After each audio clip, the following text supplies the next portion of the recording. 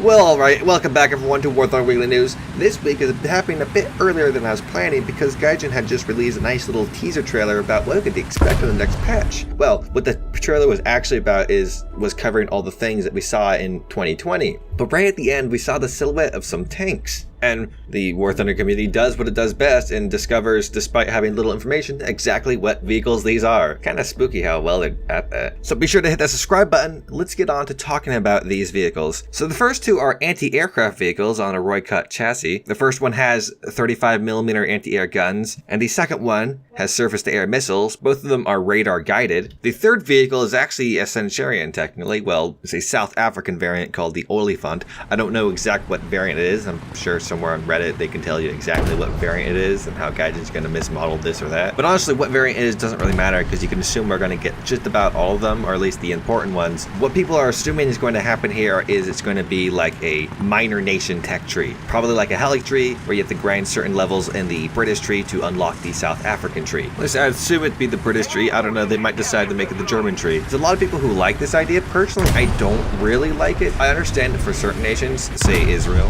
who didn't really have a whole lot of what would be rank 1, 2, or 3 vehicles. However, I have a good feeling that if Gaijin does go forward with this idea, they're going to be cutting out a lot of World War II content so you can grind out modern vehicles. For example, the Hungarian tech tree video I made a while back, if you go look at the tank tree, they had quite a lot of low tier vehicles, and actually at higher tiers they had a lack. But with this scenario in place, would they just cut out all the interesting World War II stuff so you can get the more copy-paste-ish top tier things? Or would they only have a tree that goes to like rank 3 or something? Even then, there are still modern vehicles in the Hungarian tree that plenty of Hungarians would like to drive. You can see the same happen to a Polish tech tree where they cut out all the interesting Polish vehicles and only give you the modern things. Sure, there's some cool Polish modern things, but the very early war Polish things are what everyone memes about. Another problem I have with this is if it is like a helicopter tree and just attached to a already existing tech tree, why not just put those vehicles directly in, say, the British tree? Why have a separate branch for, because in the end it would be the same thing. Your lineup would still be a mix of British and South African vehicles because your lineup can be a mix of helicopters and tanks. A third problem I have with this is it's just going to lead to more vehicles in the main 3 tech trees. Well, Britain might get a bit more than Russia, but think about it. Korea, they would actually prosper from the idea of a minor nations tech tree because they don't have any early stuff. However, you can't put their things in the Japanese tree because them and Japan don't get along, and you definitely can't put it in the Chinese tree, so it would have to go in the US tree, which would also make sense because their stuff is derived from American technology. Israel would be another one that could benefit from this. However, already a lot of their vehicles, their main vehicles, the Merkavas, are going in the US tree. So where do you think the minor nations tech tree would be connected to?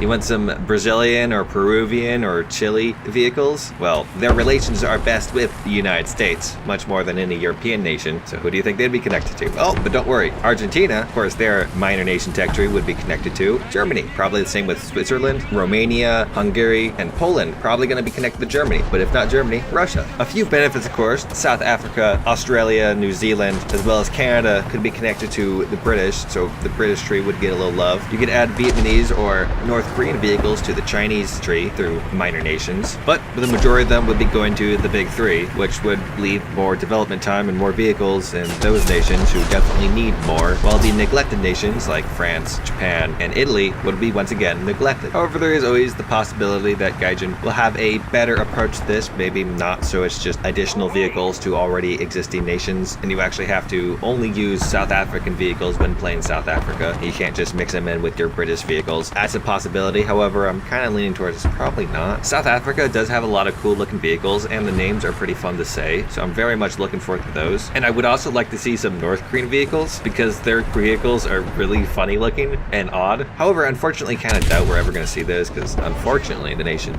doesn't really like opening up a whole lot and telling people about their stuff. Now that's all really I want to say on the subject. I'm sure many of you have your thoughts and opinions, and I'm welcome to hear them, so be sure to jot them down in the comments because I'm actually quite curious what y'all think. You can also do that on my Discord, of course, but I actually have some other information for this video. First off, a very quick one actually. The Warbond shop, the completion of achievements and receiving prizes for the first Battle Pass season has been extended till the 24th of February, or about 2 weeks or so from the posting of this video, which makes it sound awfully lot like the end of Battle Pass season is on the 24th of February. So if you have any any of those tasks still to do, I suggest you do them. Or you could plop out some Golden Eagles and pay your way up to the T10A. Of course, also, eventually you'll be able to sell these vehicles on the marketplace, so if you want to just pick up one of these vehicles independently, I'm not sure how their prices are going to go, but you'll be able to do that. Just throw out the cash. I wonder if there's anything special that's going to happen on that day, or are we just going to go to a second Battle Pass season? And if so, I wonder what kind of vehicles we'll get. But anyways, before we end this video, there's also an update to the economic changes and tech tree movements. I'll be doing the same as I did in the prior ones, starting with tanks for the United States. T14 is being moved up to rank 3 with a price increase from 1,600 Golden Eagles to 1,750 Golden Eagles. For their aircraft, the F6F5 is being moved to rank 3 and grouped with the F6-5N after the F4U D1. All of those vehicles, by the way, are also going up in price, research,